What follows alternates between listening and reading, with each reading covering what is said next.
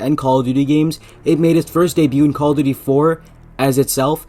And basically, whenever you threw on a suppressor on this thing in Create a Class or whatever, it went from the normal MP5 to this thing, which has a ribbed sort of design for the barrel, integrated suppressor. And I think overall it's a very, very cool looking gun. While it may not be the most practical, it's always going to be fun to use. So let's just get right into the attachments. So for the essential attachments, you're going to be needing the subsonic integral suppressor barrel, which basically gives you that look, and it also gives that integrated suppressor. Of course, everyone knows from Warzone metas and all that the monolithic integrated suppressor is better, but for the look of the gun, you're going to need the subsonic. Basically, the reason why you use subsonic is because if a bullet shoots subsonic, basically less than the speed of sound, it does not make as much noise leaving the barrel, making it better off for a suppressed weapon. Next thing you're going to want to use to copy that look is the classic straight lion stock. Basically, it's a fixed stock. It makes your shot a lot steadier, but it does make you a little bit slower, but that's not too big of a concern. I just think it preserves the look of the weapon, and while it might slow you down, it's going to look a lot better in the long run. Next up, we're going to go with the tac laser, just because it makes your ADS speed faster, and it looks a little more tactical. Tactical, practical, whatever you want to say. But that again is a recommendation. Pretty much everything on here on out is a recommendation. Just those two main attachments are the main ones. Next up, I went with the stippled grip tape again for the aim steadiness and the ADS speed boost. And again, I used the sleight of hand for some more quickness with a gun. I think that the MP5 is really, really good when you make it quick. So if you throw on the collapse stock or the monolithic barrel, it's really, really good. But I think that these weapons make this gun the way that it is. And again, it's really useful. And in the gameplay, I am using a few different attachments.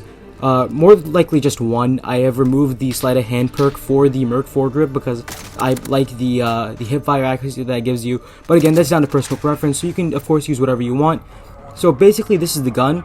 Let's just get right into the gameplay, and a few minutes later, I'll tell you guys how this thing performs and if I recommend it.